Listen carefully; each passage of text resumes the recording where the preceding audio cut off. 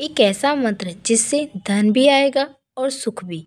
धन के साथ एक परेशानी ये है, वह आपको सुख लेने से रोकता है। और धन से सुख कैसे लिया जाए, इसे बहुत गहराई से समझने की ज़रूरत है। उससे पहले तो ये समझने की ज़रूरत है कि सुख है क्या। आइए समझते हैं एक कहानी के माध्यम से। एक धनी व्यक्ति का बेटा बड़ा निकम्मा निकल गया। मेहनत मशक्कत कमाने धमाने में जरा भी ध्यान नहीं लगाता। अब बाप के पास इतनी दौलत है तो मैं क्यों मेहनत करूं, मौज मस्ती करूं, बस यही सोचकर दिन भर आवारागर्दी करता फिरता। बेटे की इस आदत से पिता बड़ा दुखी रहता। ऐसे में कोई भी पिता चिंतित होगा। पिता ने भी बेटे की अक्ल ठिकाने लगाने की ठान ही ली। पिता ने एक शाम कड़क आवाज में बेटे को आदेश सुना दिया कि आज कुछ अपनी मेहनत से कमा कर लाओ, नहीं लाए तो आज शाम खाना नहीं मिलेगा। भोजन चाहिए तो जाओ पहले कुछ कमा कर लाओ। अब लड़का तो जैसा था वैसा ही था, काम धाम से उसका क्या लेना देना। लेकिन पिता ने फरमान ऐसा सुना दिया कि उसके होश उड़ गए। वह अपनी माँ के पास गया और रोने लगा। बेटे को रोता देखकर माँ व्याकुल हो गई। बेटा भूखा ना रहे इसके लिए माँ ने अपने पास से 1 रुपया चुपके से उसे दे दिया। वह रुपया लेकर वह अपने पिता के पास पहुंचा। पिता ने पूछा, आज तुमने क्या कमाया? पता है ना, कमाओगे नहीं तो खाना नहीं मिलेगा। लड़के ने जेब से माँ का दिया हुआ 1 रुपये का सिक्का निकाला और पिता को थमा दिया। पिता को आश्चर्य हुआ कि इस आलसी ने पैसे कैसे कमा लिए। शरीर पर थकान के कोई लक्षण दिखते नहीं, फिर पैसा कमाया कैसे होगा। पिता ने जांचने के लिए कहा, जा इस सिक्के को कुएं में फेंका और खाना खा ले। लड़का फुर्ती से भागा और पिता की आज्ञा पूरी कर दी। पिता का शक अब पक्का हो गया कि इसने पैसा कमाया नहीं है, कहीं से उड़ा लाया है। जरा सा कड़क होकर पूछा तो उसने सारी बात बता दी। बस उसकी माँ को पिता ने मायके भिजवा दिया।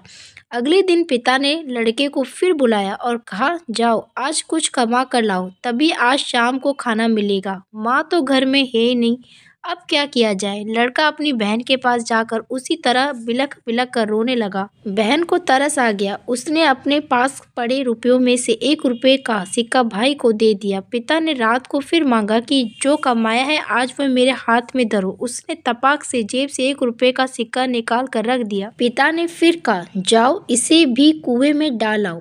उसने सिक्के को कुएं में फेंक दिया। अनुभवी पिता जान गए कि आज हो ना हो अब इसने अपनी बहन के पास से पैसे लिए हैं। उन्होंने अगले ही दिन बेटी को भी उसके ससुराल भेज दिया और लड़के को वही हुक्म सुना दिया, रोटी चाहिए तो कुछ कमा कर ले आओ। लड़का परेशान हो गया, अब किसके आगे रोए गिड़गिड़ाए और कहाँ से पैसे लाए। हार कर वे बाजार में शाम के समय मजदूरी ढूंढने लगा। कई जगह भटकने पर आखिरकार एक आड़ती ने उसे कुछ बोझ उठाकर गाड़ी में डालने को कहा। उसने काम कर दिया तो उसके बदले में उसे 4 आने मिले।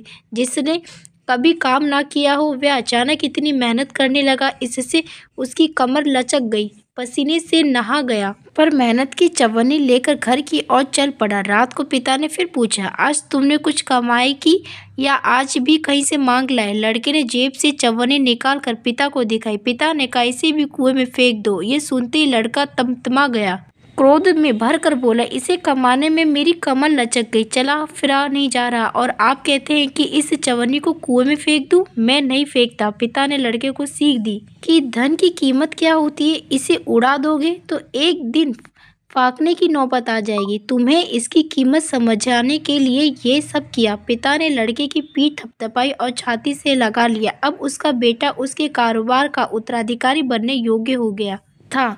लक्ष्मी चंचला है, वह उसके पास ही टिकती है जो उन्हें परिश्रम से अर्जित करता है और सदुपयोग करता है। धन जीवन में आवश्यक है, लेकिन उसका आनंद वही ले सकता है जो सदुपयोग कर सके। धन की लालसा की कोई सीमा नहीं, पर उसके पीछे भागते रहने में जीवन निकल जाता है। आज 2 कमरों का छोटा सा मकान चाहिए, यही कामना है।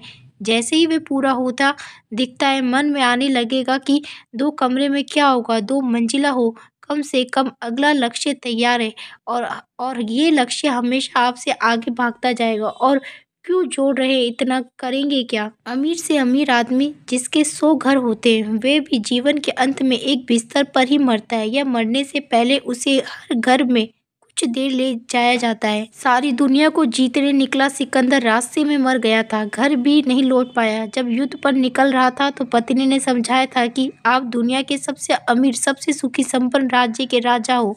क्या कर लोगे दूसरे राज्यों को जीत कर? वे तो तुम्हारे सामने कुछ नहीं है, फिर क्यों उनमें सर खपाने जा रहे हो? ऐसे सवाल अंतरात्मा पूछती है। बहुत से लोग दिख जाएंगे जो बेहद हाशा ठगी हेरफेर कर रहे हैं। अंतरात्मा के प्रश्न के उत्तर में एक ही बात कहेंगे, ये सब बच्चों के लिए कर रहे हैं, बच्चों का भविष्य ठीक कर रहे हैं, उन्हें कोई कमी ना होने पाए। एक और प्रकार के लोग भी दिख जाएंगे जो एक एक दमड़ी दांत से पकड़ते हैं, आवश्यकता पड़ने पर भी कहीं चवन्नी अट्ठानी खर्च नहीं करेंगे, स्वयं पर भी नहीं। दूसरों की तो बात ही छोड़ दे। अंतरात्मा के पूछने पर ऐसे लोग भी यही कहेंगे कि बच्चों के लिए बचा रहे हैं, बच्चों के लिए रख रहे हैं, परिवार के लिए जमा कर रहे हैं। आश्चर्य की बात है, आप अपने बच्चे को क्या बना रहे हैं? आलसी जो ये सोचे कि पिताजी ने इतना बना रखा है अब क्या करना है, या फिर मक्कार जो ये देखते बड़ा हो रहा है कि धन अर्जित करने की वस्तु है, चाहे जैसे भी करो, इसमें कुछ भी सही या गलत नहीं होता। इससे ज्यादा संग्रहित करना चाहिए। आपको अपनी संतान की क्षमता पर भरोसा ही नहीं है, क्योंकि आपने उसे सच में अच्छा बनाने पर कोई निवेश किया ही नहीं। वह परिश्रमी और सद्गुणों से युक्त हो, इसके लिए कोई परिश्रम आपने किया ही नहीं। उसे धन से ढकना चाह रहे हैं।